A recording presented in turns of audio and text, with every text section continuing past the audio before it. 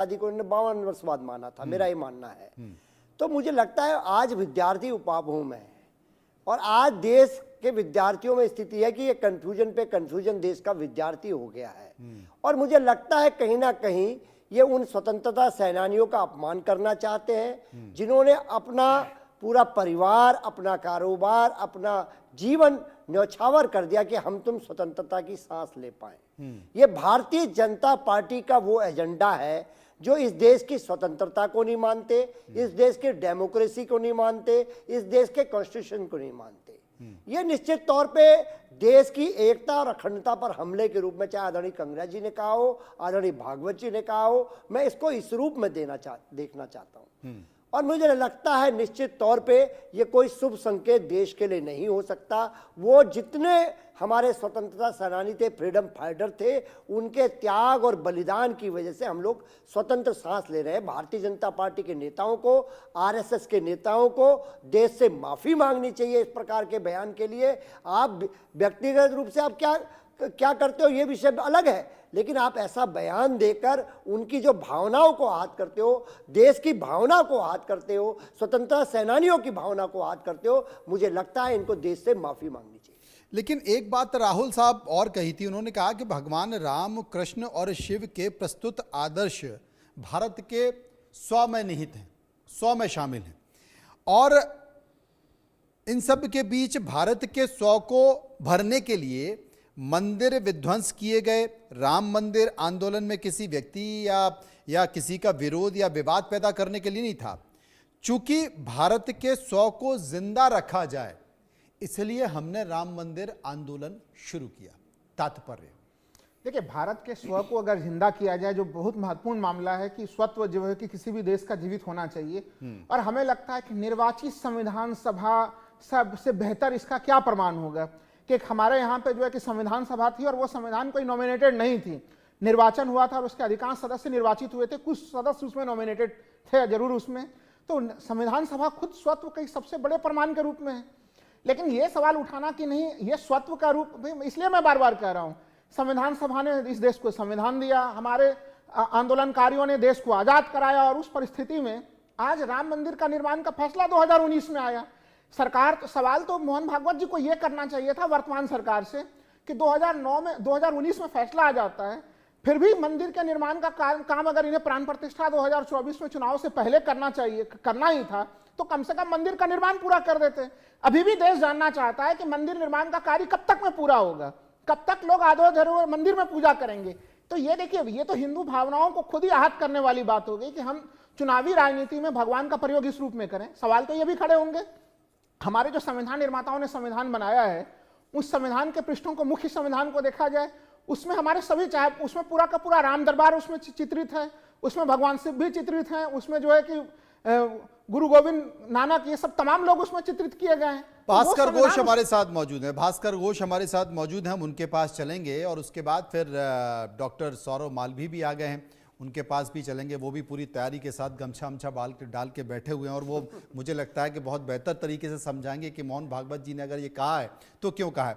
भास्कर जी, मोहन भागवत जी ने ये कहा कि भाई प्रतिष्ठा द्वादशी के तौर पर मनाई जानी चाहिए और भारत की असली स्वतंत्रता अगर है तो वो राम मंदिर के निर्माण के समय पर है। विरोध कर रहे हैं राहुल लाल जी, विरोध कर रहे हैं भुवन भास्कर जो कि समा के प्रवक्ता हैं, विरोध शिवसेना, अमूमन शिवसेना आरएसएस के किसी व्यक्ति का, आरएसएस के किसी बयान का विरोध करती नहीं है, लेकिन शिवसेना ने भी विरोध किया है। शिवसेना के संजय राउत ये कहते हैं कि मोहन भागवत कोई संविधान निर्माता है क्या। संजय राउत ये कहते हैं कि जिस दिन रामलला पर राजनीति बंद हो जाएगी ना, उस दिन जो है भारत की सही स्वतंत्रता होगी। आपकी राय? देखिए, मैं आज का पैनलिस्ट जो है राहुल लाल जी हैं, पूर्व परिचित है, जोशी जी हैं, और आज का जो टॉपिक है, ये टॉपिक है कि रामलला की प्रतिष्ठा के साथ, राम जन्मभूमि का राम मंदिर निर्माण के साथ ये जो स्वतंत्रता आई है, इसके बारे में परम पूजनीय मोहन भागवत जी आरएसएस की तरफ से कुछ बोल रहे हैं, और हम भाजपा की तरफ से इसका एक बयान जो उन्होंने दिया है उसके थोड़ा सा मैं राजनीतिक का अगर विश्लेषण करूं तो मुझे लगता है कि दो चीज हुआ है। आप एक बात है कि पॉलिटिकल आजादी मिला है, यानी आपके जो हमारे जो पॉलिटिकल आजादी है वो मुझे मिला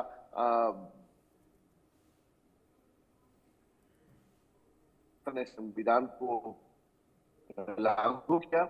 और एक है रिलीजियस आजादी, यानी धार्मिक स्वतंत्रता।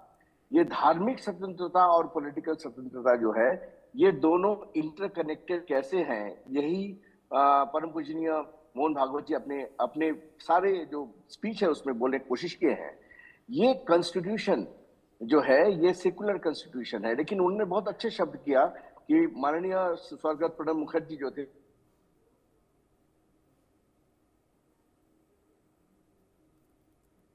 सेकुलरिज्म ये कॉन्स्टिट्यूशन के लागू होने से नहीं आया, क्योंकि जो लागू किए थे वो खुद सेकुलर थे। अब वो कह रहे हैं कि सेकुलरिज्म इस साल का 5000 साल का गंगा जमुना तहजीब जो है, हिंदू जो परंपरा है उसी में सेकुलरिज्म छुपा हुआ था, और इसी को हम आगे बढ़ के आप आजादी का नाम दे रहे हैं। तो ये जो हमारे मंदिर मोहम्मद गजनी से लेकर मुगले जो हमारे मंदिर तोड़े थे, ये क्यों तोड़े थे?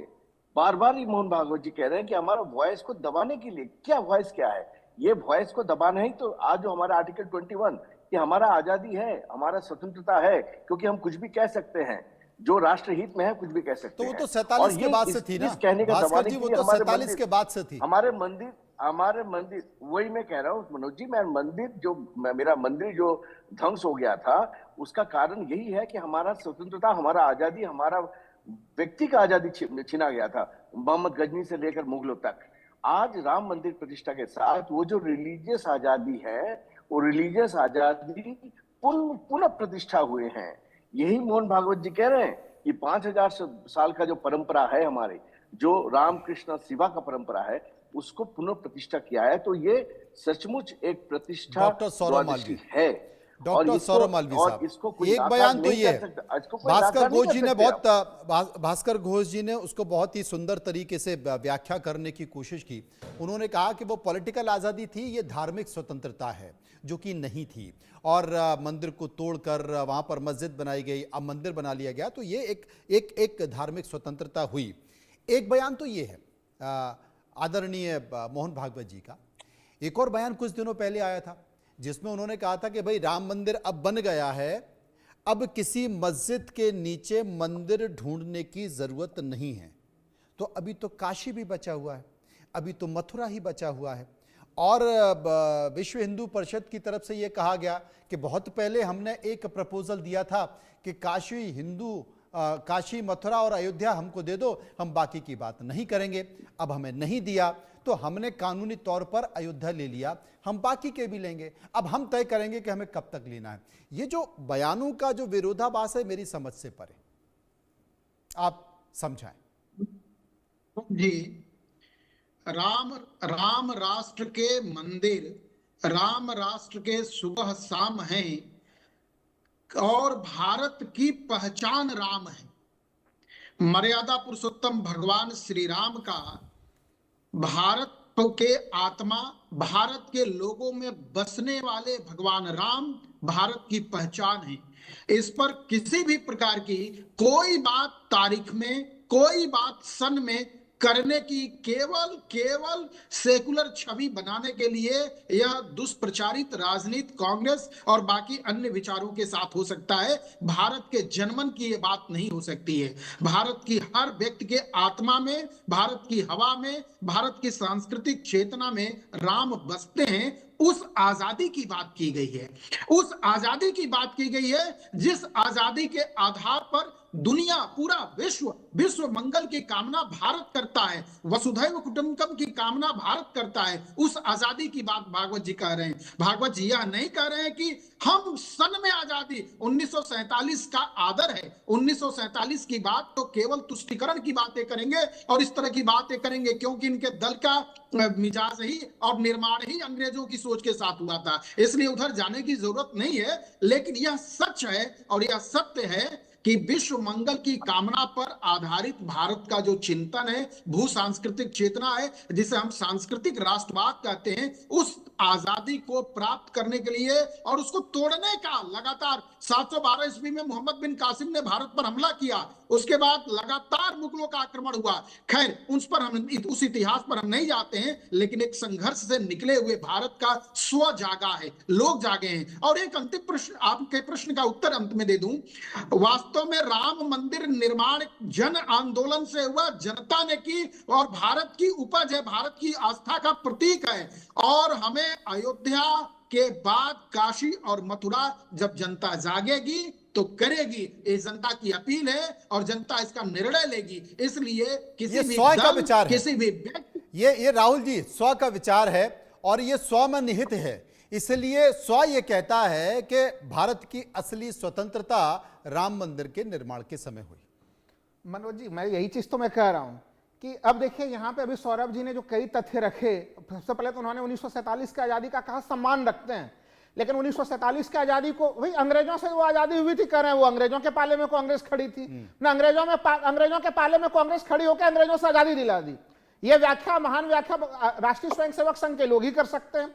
दूसरी, उन्होंने कहा कि वो तुष्टीकरण के लिए था। अगर वो तुष्टीकरण के लिए होता तो फिर आप देख लीजिए भारतीय संविधान आप कांग्रेस की भाषा बोल रहे हैं। नहीं, मैं कांग्रेस की भाषा नहीं बोल रहा हूं, मैं सच्चाई रख रहा हूं, तटस्थ चीज रख रहा हूं आपके सामने में। भारत के क्रांतिकारियों ने दिलाई थी, भारत के क्रांतिकारियों ने भारत की आजादी दिलाई थी, भारत के नागरिकों ने भारत की आजादी दिलाई थी। भारत में कांग्रेस नहीं दिलाई थी, कांग्रेस नहीं थी, कांग्रेस नहीं चाहती थी आजादी दिलाने के लिए। जानिए आप भाई, तब तो फिर आप नया ही इतिहास लिख दीजिए, नया ही इतिहास लिख दीजिए। समिति में कांग्रेस, राष्ट्रीय स्वयंसेवक संघ आजादी की लड़ाई में समिति के सदस्य अंग्रेजों की मुखबिरी करने में राष्ट्रीय स्वयंसेवक संघ के लोग लगे हुए थे, और आप कह रहे हैं कि नया इतिहास पढ़ लिया जाए। कांग्रेस का योगदान क्या है? कांग्रेस का योगदान नहीं था। आजादी के बाद महात्मा गांधी के नेतृत्व में देश आजाद हुआ या नहीं हुआ, पहले आप किसी तथ्य की पुष्टि करा दीजिए। आप यही क्लियर कर दीजिए कि आप महात्मा गांधी के साथ हैं कि नाथूराम गोडसे। अरे तो भाई बोल तो दिया कि राम मंदिर के आंदोलन में देश आजाद हुआ। नहीं, राम मंदिर का देखिए, वही चीज तो मैं कह रहा हूं कि राम मंदिर का निर्माण सुप्रीम कोर्ट के आदेश से हुआ, न्यायिक प्रक्रिया के माध्यम से हुआ, कोई जन आंदोलन के माध्यम से नहीं हुआ। ऐसा नहीं हुआ कि चलिए, भास्कर घोष मेरे साथ मौजूद हैं। एक बड़ी बात राहुल लाल कर रहे हैं भास्कर जी, वो कह रहे हैं कि देखिए देश आजाद हुआ, देश आजाद होने के बाद संविधान बना और राम मंदिर का जो निर्माण हुआ वो न्याय की प्रक्रिया के तहत हुआ। ये तो तभी हुआ ना जब देश आजाद हुआ, तभी तो न्यायिक प्रक्रिया बनी, वो व्यवस्था बनी। और उस व्यवस्था में जो न्यायपालिका का निर्णय हुआ, उसी न्यायपालिका के निर्णय को कांग्रेस ने भी मांगा, बीजेपी ने भी माना, हिंदू ने भी माना, मुस्लिम ने भी माना, पूरे राष्ट्र ने माना और राम मंदिर का निर्माण हो गया। ये तो आप मानते हैं ना? तो इनकी बातों को आप क्या कहेंगे भास्कर जी? मैं ये कहना चाहता हूँ, हाँ, राहुल लाल जी जो कह रहे हैं बार बार कि 1947 में जो आजादी मिली थी, मैं बार बार कह रहा हूं ये पॉलिटिकल आजादी थी, लेकिन आज जो आजादी मिली है वो न्यायिक प्रक्रिया से ही आजादी मिली। लेकिन आजादी तो मिला, वहां पे एक मस्जिद बनाने की भी बात था, एक मंदिर बनाने की बात था। आज तक मस्जिद का कोई नाम निशान नहीं है, लेकिन हमने नहीं, वो ये कह रहे हैं कि अगर आजादी नहीं मिलती तो न्याय की व्यवस्था उस तरीके से नहीं बन पाती, और न्याय व्यवस्था अगर नहीं बन पाती तो फिर राम मंदिर कैसे बनता? उनका कहने का मतलब ये है। मनोज जी, न्याय की व्यवस्था तो होनी चाहिए, न्याय प्रणाली संविधान है, संविधान के अनुरूप न्यायालय चलता है। कांग्रेस तो कहता था मंदिर बनाएंगे लेकिन तारीख नहीं बताएंगे। आज इनका मंदिर बनाने का कोई तारीख नहीं था। आज हमने न्यायिक प्रक्रिया से जैसे ही हमें ये मिली, ऑर्डर मिली, तो इमीडिएटली विद इन 3 साल के अंदर हमने बना के दिखा दिया। तो आज अभी तक तो मंदिर निर्माण अधूरा ही पड़ा हुआ है आपका। 55 साल मंदिर निर्माण पूरा नहीं हुआ है अभी तक। भुवन भास्कर जी जवाब, तो तब तक राम मंदिर क्यों नहीं बना? भास्कर घोष जी को भुवन भास्कर जी जवाब देंगे। देखिए, अभी मैं आपके चैनल के माध्यम से डॉक्टर मालवीय जी को सुन पा रहा था। मेरी घोर आपत्ति है उनसे, जिस प्रकार उन्होंने देश की आज़ादी को जोड़ने का काम करा कि वो तुष्टीकरण से इस तरह के शब्द वो इस्तेमाल करेंगे। आज वो ऊपर से देख रहे होंगे जो हमारे स्वतंत्रता सेनानी हैं, क्योंकि ये तो माफी वीर लोग हैं, ये तो महात्मा गांधी के हत्यारे लोग हैं। वो सोच रहे होंगे किन लोगों के लिए हमने अपनी आज़ादी, अपना जीवन कुर्बान कर दिया। अगर वो डॉक्टर वहां पर देख रहे होंगे सुभाष चंद्र बोस देख रहे होंगे, और वहां पर देख रहे होंगे भगत सिंह देख रहे होंगे, चंद्रशेखर देख रहे होंगे, महात्मा गांधी देख रहे होंगे कि कैसे बेगरज लोगों के साथ हम लोगों ने अपना जीवन लगा दिया, इनके अपनी कुर्बानी कर दी अपने जीवन की, अपने परिवार को खो दिया। और ये माफीवीर लोग, ये हत्यारे भारतीय जनता पार्टी के लोग जो नाथूराम गोडसे के साथ खड़े रहे, ये माफीवीर जिन्होंने पेंशन लेने का काम करा अंग्रेजों से, ये क्या जाने उनका दर्द, ये भगत सिंह का दर्द कैसे जान सकते हैं, ये चंद्रशेखर का दर्द कैसे जान सकते हैं, ये दर्द कैसे जान सकते हैं, महात्मा गांधी के दर्द को कैसे जान सकते हैं, क्योंकि ये तो वहां खड़े थे, अंग्रेजों के साथ खड़े थे, उनकी मुखबरी कर रहे थे। हम इनकी भाषा को समझते हैं, इनका देश के प्रति क्या योगदान है ये भी हम समझते हैं। ये तो आजादी की लड़ाई में अंग्रेजों के साथ खड़े थे, ये किस प्रकार की भावना कह रहे हैं। 15 अगस्त 1947